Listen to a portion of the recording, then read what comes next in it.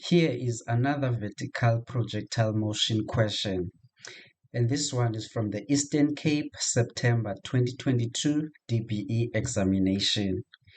I was just checking this paper out of interest as I tutor quite a few metric learners, and I thought it would be interesting to make a video on this question because part of it is quite similar to the question 3 from the November 2016 paper that we worked through on the previous videos. But of course, they have spiced this one up a bit, which obviously makes it more interesting. So if you haven't watched that video yet, I would recommend that you start with it before watching this one. By the way, I made the first tutorial video with the November 2016 paper simply because 2016 is actually the year on which I did and passed my metric. And so that was the paper that I wrote for my physics. Well, I don't know what you should do with that information, but I just felt like sharing it with you. So yeah, anyway, without any further ado, let's get into this one. So this question reads as follows. A learner drops a ball A from a height of 8 meters. After 0.6 seconds, another learner throws a second ball B downwards from the same height. Both balls A and B hit the ground at the same time. Ignore the effects of friction. And as always, they have shown us that in a schematic diagram.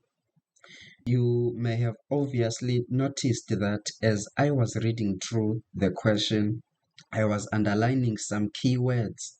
This is because these words give us some clues about the question, clues that are going to help us in answering the questions that are going to follow. So the first one is that ball A was dropped, right? And you may already know that this means that the initial velocity of ball A is going to be 0, more especially if you watched that November 2016 video. And now they are telling us that after 0.6 seconds, another learner throws a second ball. So let's start with the 0.6 seconds. What is it telling us? So ball A was the first ball to be dropped.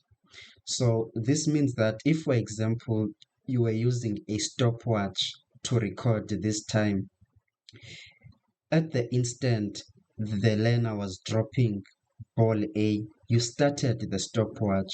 So the starting time for ball A's motion must be 0 seconds, okay? Meaning that now, as they are telling us that ball B was thrown by the other learner after 0.6 seconds, it means that ball B's initial time is going to be that 0.6 seconds because it was thrown after 0.6 seconds relative to ball A. And of course, we have been told that this second learner threw the second ball B. This is giving us a clue about the initial velocity of ball B. And since it was thrown, this means that that initial velocity is not going to be equal to 0. But we do not know how much it's gonna be. But we do know that it is downwards, right?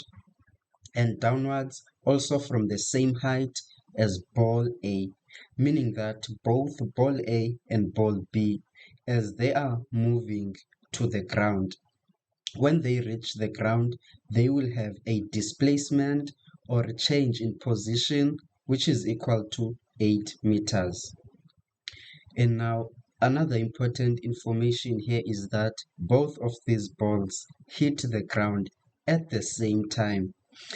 And so basically this is telling us that ball A and ball B are going to reach the ground at the same time, meaning that the time final for ball A is going to be equal to the time final for ball B.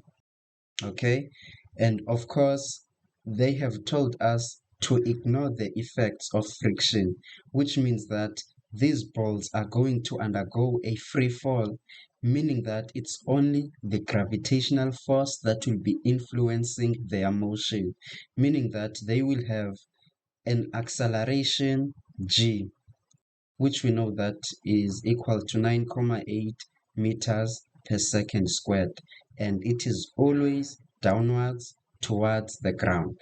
And so now that we have analyzed our problem and taken note of all this information, we can move to the questions. So a free fall, as we have discussed already, is basically the motion of an object whereby it's only the gravitational force that influences it. Okay? And now that that is out of the way, we can move on to the interesting stuff, the calculations, which I hope that you are also looking forward to.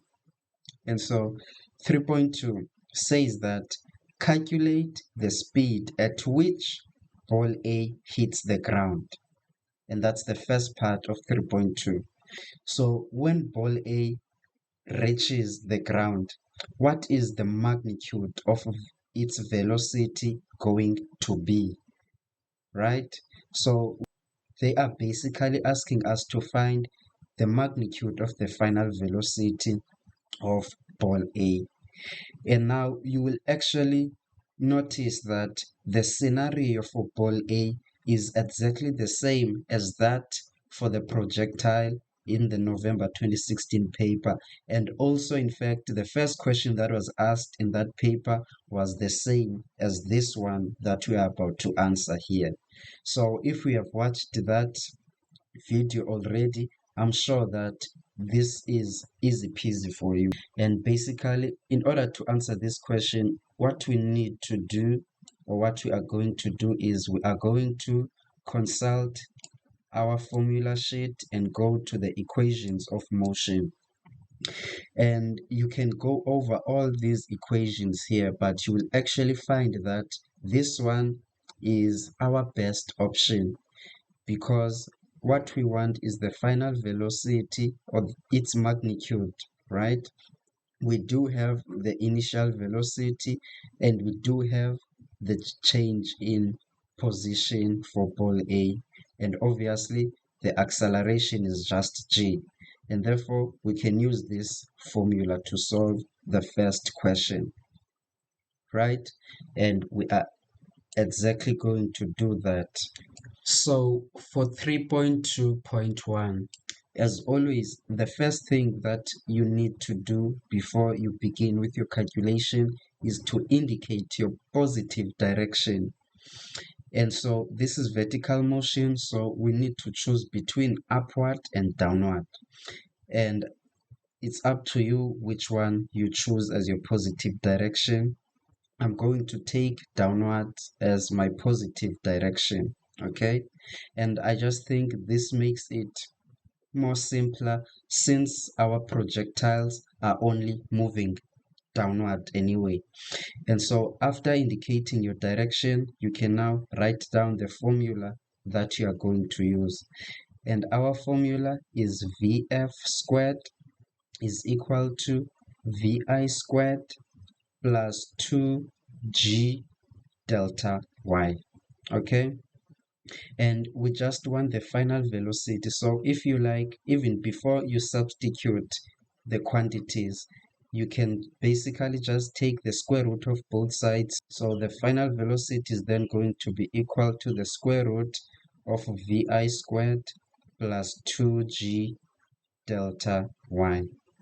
And thereafter, you can just substitute all the numbers in one go.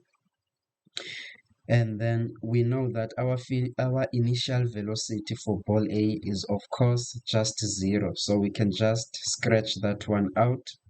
And so we are going to be left with 2 multiplied by g, which is going to be 9.8 multiplied by delta y, which is going to be equal to 8 meters, as we were given here. And of course, both of these quantities are going to be positive because we have chosen downward as our positive direction. And therefore, since ball A is moving downwards, the change in position is also going to be positive, and G, it's always downward, and so it will be positive as well. And therefore, our final velocity is then going to be the square root of 2 multiplied by 9,8 multiplied by 8. And using your calculator, you will find that this is equal to 12,52 meters per second. And so that is the magnitude of the final velocity, or in other words, it's the speed at which ball A is going to reach or hit the ground. So now that is done.